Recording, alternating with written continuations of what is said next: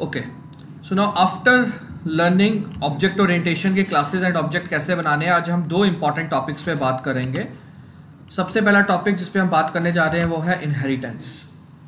ठीक है, सो इनहेरिटेंस को समझने से पहले, डेफिनेशन पढ़ने से पहले सामने एग्जांपल देखिए। यहाँ पे हमारे पास दो क्लासेस हैं। एक सिस्टम में हम गए और हमें उसके लिए सॉफ्टवेयर बनाना था। सो लेट्स सपोज हमें एम्प्लॉय मैनेजमेंट सिस्टम बनाना है। तो हमारे पास दो क्लासेस हमने आइडेंटिफाई की कि दो तरह के एम्प्लॉय हैं। कौन कौन से? परमानेंट एम्प्लॉय थे और कौन से थे? Part time employee. तो हमने क्या किया, हमने दो क्लासेस बना ली, एक परमानेंट एम्प्लॉय की और एक पार्ट टाइम एम्प्लॉय की।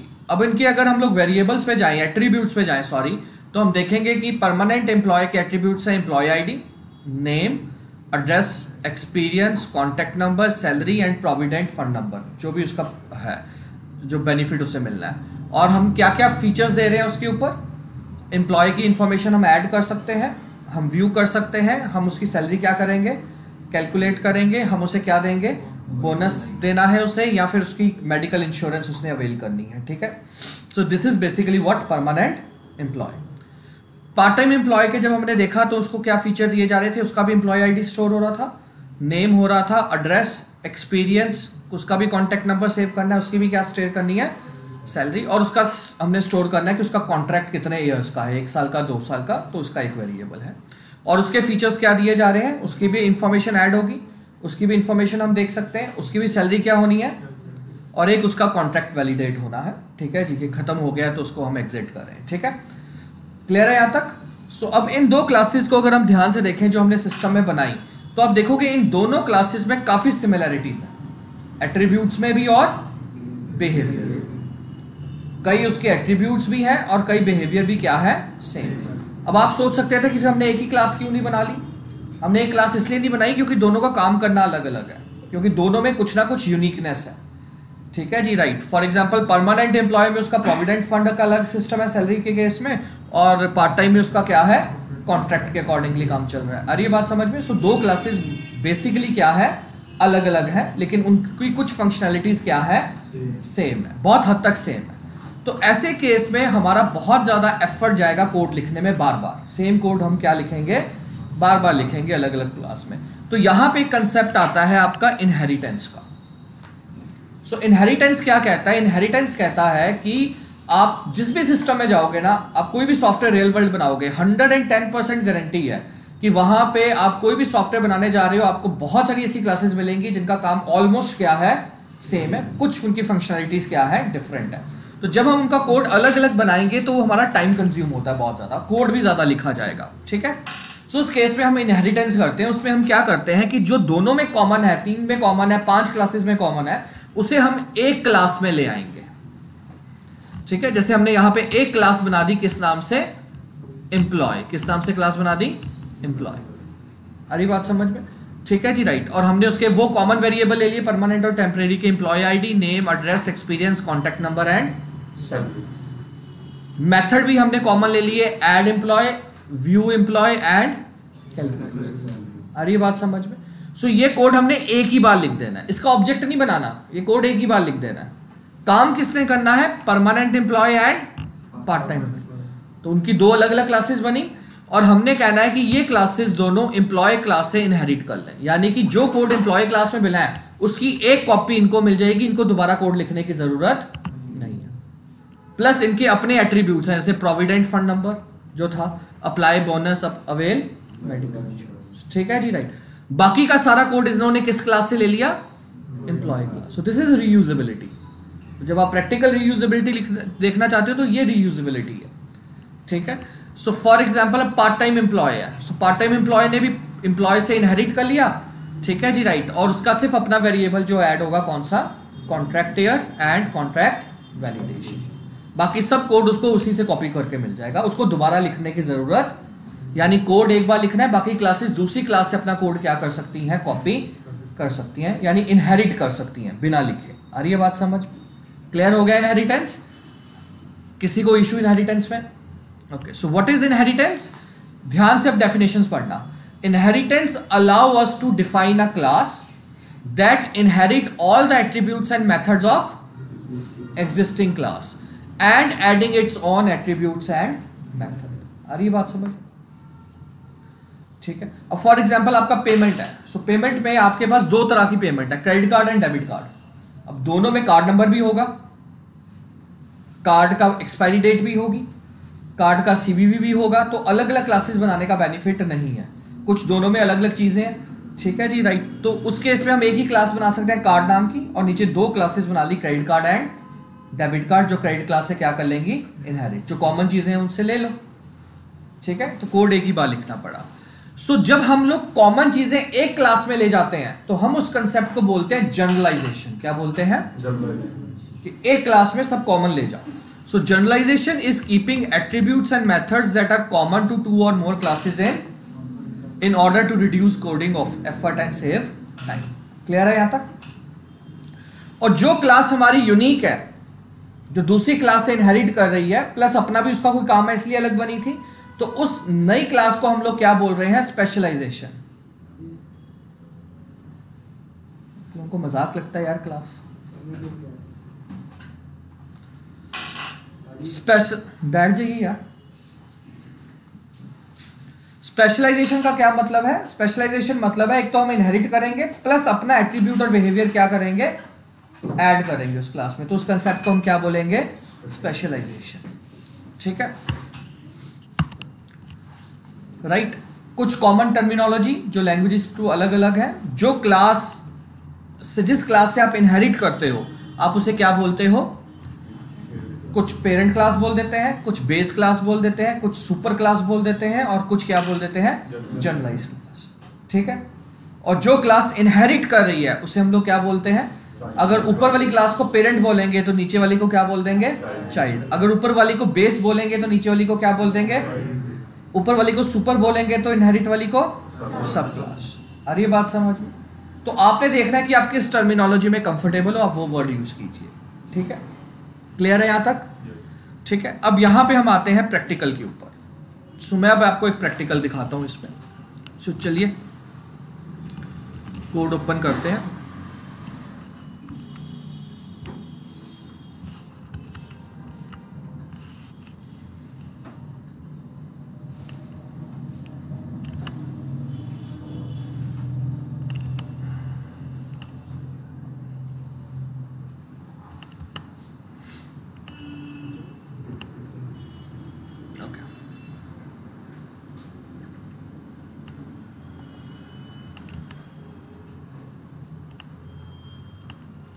तो सामने देखो।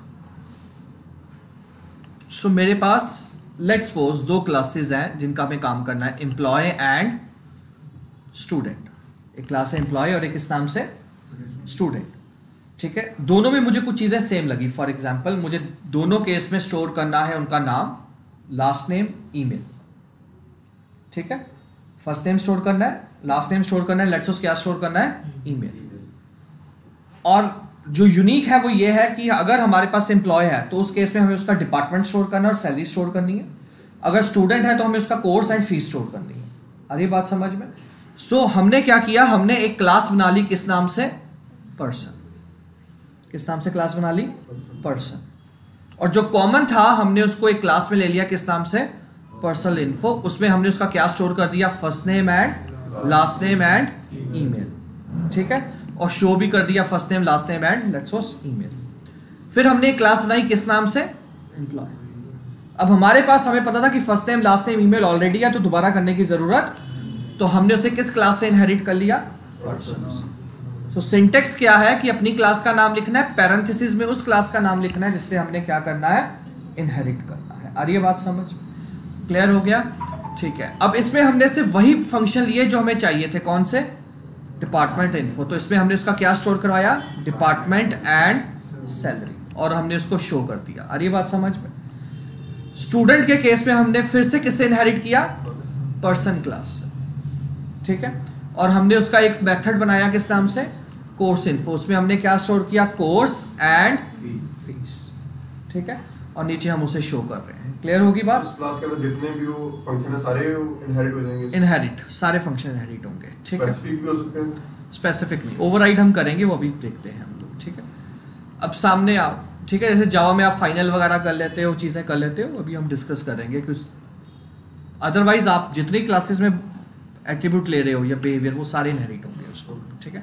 अब सामने आओ, अब हमने एम्प्लॉय क्लास का क्या बनाया, एक ऑब्जेक्ट, और देखो हमने एम्प्लॉय क्लास के किस फंक्शन को कॉल किया, पर्सनल इन्फो।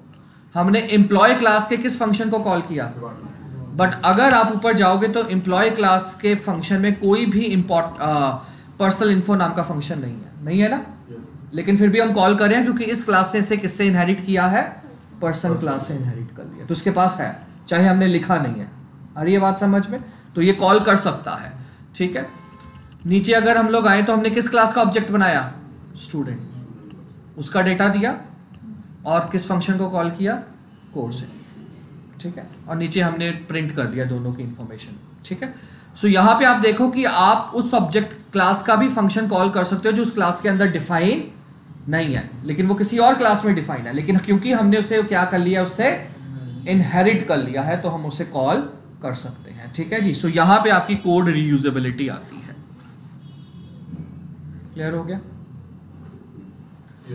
ठीक है। कल अब आपको कोई और क्लास बनानी है, आपको पता है कि 3 चीजें चाहिए, फर्स्ट नेम लास्ट नेम, उनका भी ईमेल चाहिए, तो उससे इनहेरिट कर लो। सो कोड हमें एक बार लिखना पड़ा और हम उसे बार बार क्या कर सकते हैं, इनहेरिट। अब जैसे बैंक है तो हमें पता है बैंक में 2 तरह के अकाउंट है, 2 तरह के अकाउंट ले लो, saving account and current account. तो एक ही क्लास बनाओ अकाउंट और 2 क्लास नीचे बना के उससे क्या कर लो, इनहेरिट कर लो। आ रही है बात समझ में? अब आपको पता है कि आपके सॉफ्टवेयर में आपको ऑप्शन देनी है personal loan, home loan, car loan, business loan, 4 तरह के लोन है, लेकिन चारों तरह के लोन में कुछ ना कुछ सेम है और कुछ क्या है, डिफरेंट है। तो जो सेम है उसके लिए एक क्लास बना लो लोन नाम से, और नीचे जो 4 क्लासेस बनेंगी वो लोन क्लास से क्या कर लेंगी, इनहेरिट कर लेंगी। आगे बात समझ में? क्लियर हो गया? ठीक है जी, राइट। अब आपको पता है गेम बनानी है एक, ठीक है जी। अब एक गेम बनानी है, उस गेम में 10 लेवल है, हर लेवल में कुछ ना कुछ चीजें सेम होंगी और कुछ डिफिकल्टी क्या होगी, इंक्रीज होगी। तो एक ही क्लास बनेगी गेम नाम की, उसके उतने ही अलग अलग लेवल्स की क्लासेस बना लो, आपको बार बार वो दोबारा कोड थोड़ा करना पड़ेगा हर लेवल के लिए। अरे बात समझ में? ठीक है। So this is basically what inheritance is, ठीक है, राइट। इट बेसिकली मीन्स कि आप एज अ प्रोग्रामर कितने शार्प हो कि आप देख सकते हो कि मेरे सिस्टम में कौन कौन सी कॉमन चीजें हैं अलग अलग क्लासेस में, और उन्हें फिर आप एक क्लास में डाल दोगे जिसे हम क्या बोलेंगे, जनरलाइजेशन की, ठीक है। एंड वही आपका कोड सेव करेंगी, टाइम सेव करेंगी और कॉम्प्लेक्सिटी भी, ठीक है, राइट। तो ये आपने ध्यान में रखना है। This is basically your inheritance, ठीक है। कुछ और एग्जांपल देखें।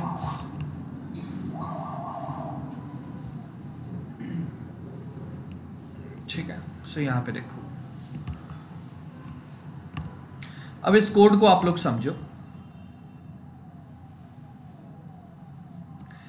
इस कोड में हमने कंसेप्ट इंप्लीमेंट किया है पॉलीमॉर्फिज्म। कौन सा? वन ऑब्जेक्ट मैनी फॉर्म्स, ठीक है। इसको बाद में डिफाइन करता हूं मैं, बट इस कोड को बड़े ध्यान से देखना।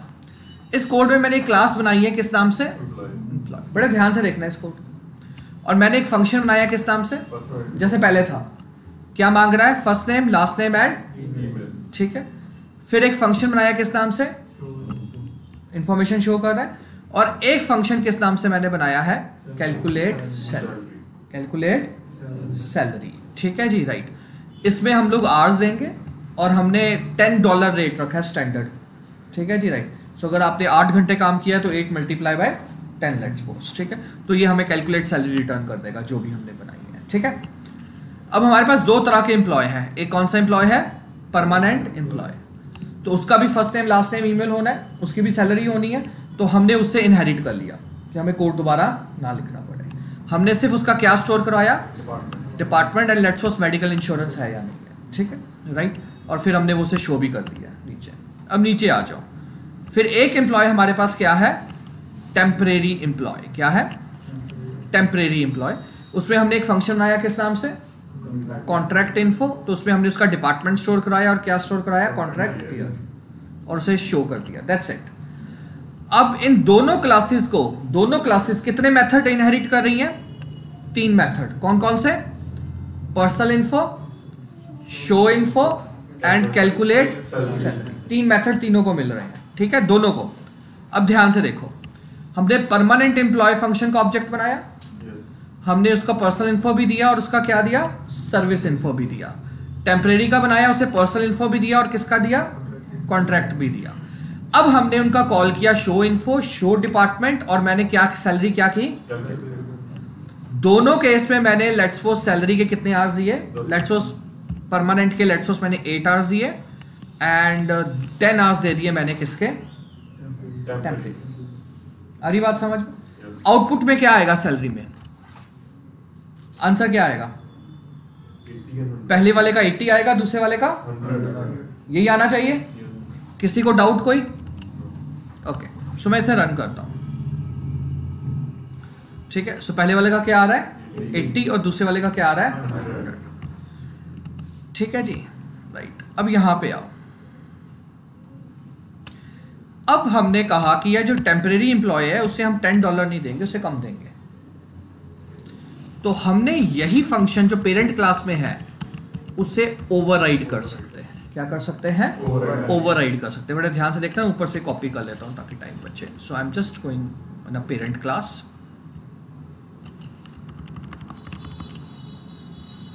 ठीक है,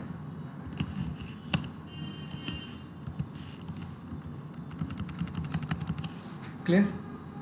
ठीक है, अब हमने कहा कि लेट्स सपोज हमने इसको दे दिए कितने हैं 5 हाफ से, यानी कि इस क्लास को परमानेंट एम्प्लॉय के पास 5 फंक्शन है। कितने फंक्शन है, कौन कौन से, 3 जो पहले हमने स्टोर किए हैं, 2 अभी पर्सनल इन्फो, ठीक है जी, उसकी सर्विस इन्फो, ठीक है जी, राइट, कैलकुलेट सैलरी, ठीक है, राइट, डिपार्टमेंट इन्फो थी और शो डिपार्टमेंट, 5 हो गए। क्लियर होगी बात?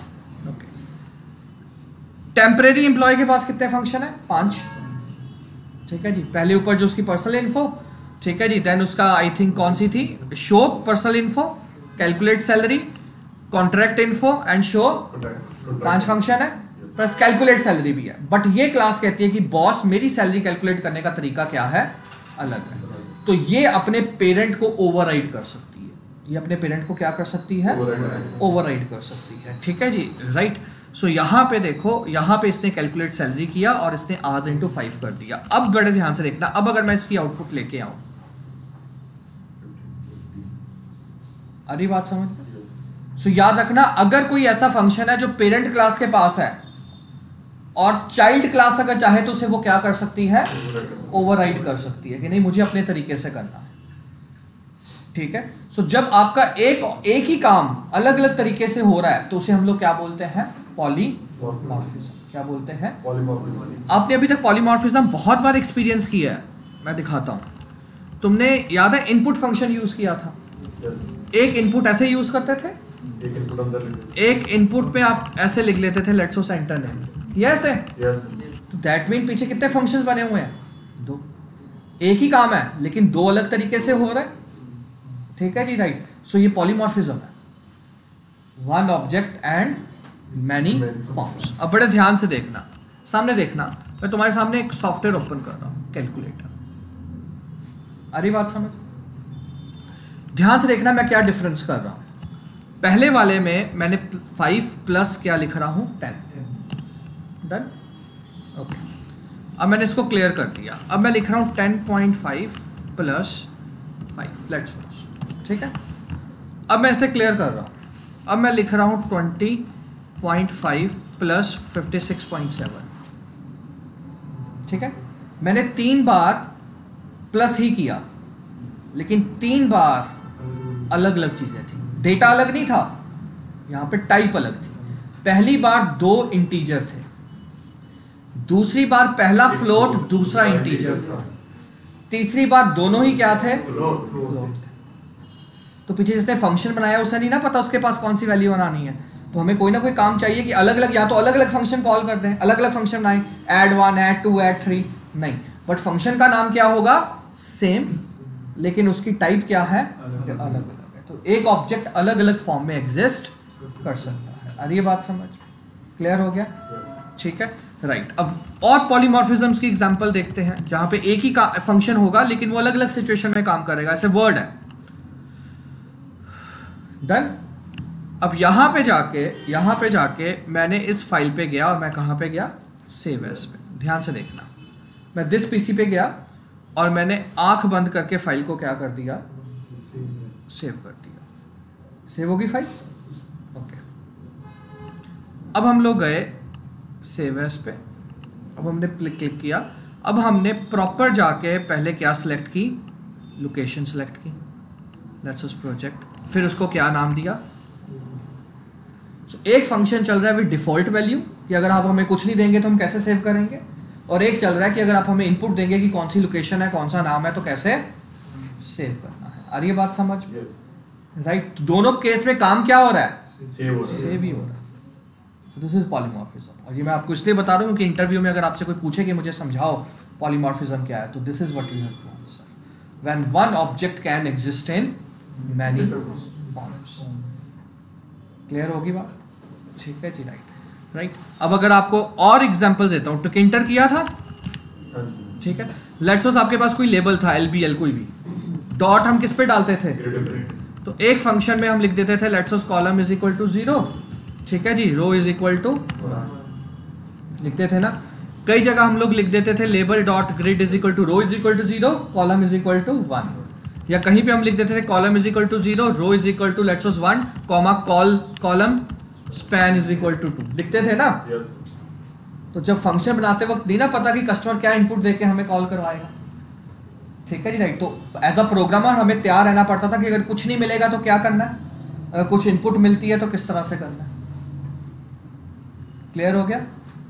ठीक है, राइट। अब फॉर एग्जांपल आप लेबल लेके आते थे, ठीक है। सो लेबल में आप लोग लिखते थे let's suppose LBL dot configure, ठीक। एक में लिख देते थे विंडो, ठीक है। फिर लिख देते थे text is equal to ABC जो, ठीक है। एक फंक्शन आप कॉल कर लेते थे LBL dot configure window text is equal to let's suppose ABC, ठीक है जी। और एक मैंने सिखाया था फॉन्ट इज इक्वल टू जो भी फॉन्ट देना है ABC, याद है ना, साइज देना है।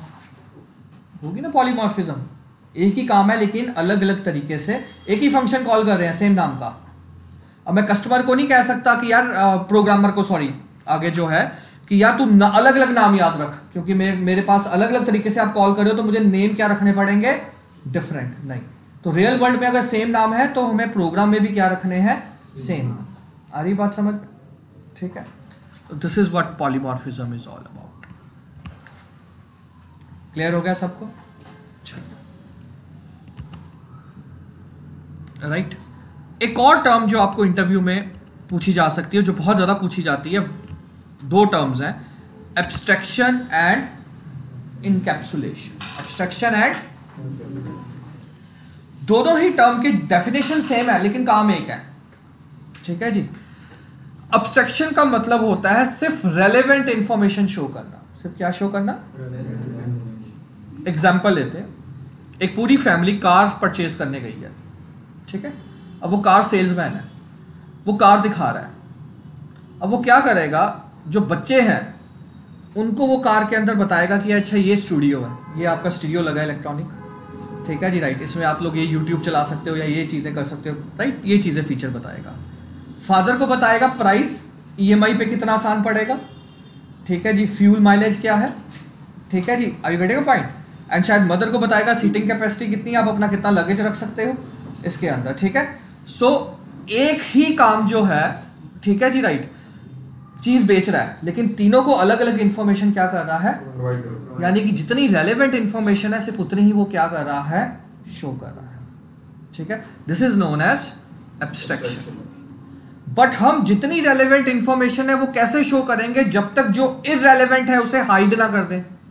तो इररेलेवेंट इंफॉर्मेशन को हाइड करने के कंसेप्ट को हम लोग क्या बोलते हैं, इनकैप्सुलेशन। क्या बोलते हैं, इनकैप्सुलेशन। आ रही है बात समझ में? अब इनकैप्सुलेशन कैसे हो रही है हमारी प्रोग्राम्स में, ये देखो, हमने ये फंक्शन बनाया, इसमें हमने कोई फॉर्मूला लिखा होगा, बड़े ध्यान से देखना। लेट्स सपोज ये फंक्शन हमने बनाया। अब जिस ऑब्जेक्ट ने इस फंक्शन को कॉल करना है उसे सिर्फ क्या पता होना चाहिए, फंक्शन का नाम, और मुझे उसे क्या सेंड करने हैं, उसे नहीं पता कि फंक्शन के अंदर क्या कोडिंग है। बेटे का पॉइंट, जब आप लोग कॉल करते थे, फॉर एग्जांपल आप फंक्शन इनपुट फंक्शन कॉल करते हो तो आपको थोड़ा पता इनपुट के अंदर क्या कोडिंग की गई है, तो वो उससे हाइड कर ली गई है फंक्शन के अंदर। आपको सिर्फ इतना बोला गया कि आपको प्रिंट इनपुट लेनी है तो आप क्या सा फंक्शन कॉल करें, इनपुट कॉल करें। आपको इससे ज्यादा कोई भी पता चीज नहीं होनी चाहिए। ठीक है, जैसे फॉर एग्जांपल हमने विंडो लिया था last time, window is equal to, ठीक है, ठीक है जी, राइट। और हमने कहा कि यार विंडो का टाइटल सेट करना है, तो हम टाइटल दे देते हैं, सिर्फ हमें पता था कौन सा फंक्शन कॉल करना है, टाइटल। हमें इतना पता है कौन सा मेथड कॉल करना है, हमें ये नहीं पता कि वो मेथड काम कैसे कर रहा है, वो हाइड कर दिया गया। आपके लिए रेलेवेंट क्या था कि आपको टाइटल चाहिए, तो आप कौन सा फंक्शन कॉल करो, टाइटल। आपके लिए यही रेलेवेंट इंफॉर्मेशन है। वो कॉम्प्लेक्सिटी कैसे काम कर रही है उसे हमने फंक्शन के अंदर क्या कर लिया है, हाइड कर लिया। So that is encapsulation. Clear हो गया कंसेप्ट? ठीक है जी। So encapsulation is hiding information that is not relevant for you, and abstraction हो गई अपने आप अगर इनकैप्सुलेशन की, सिर्फ उतना ही आपको दिखा रहे हैं जितना आपको चाहिए। क्लियर है यहां तक टर्म्स? ठीक है। सो ये आपकी ऑब्जेक्ट ओरिएंटेशन का बेसिक था, जो ज़ेंगो में जाने से पहले बस आपको इतना पता होना चाहिए, तो आप ज़ेंगो वाला कंसेप्ट प्रॉपर कर पाएंगे।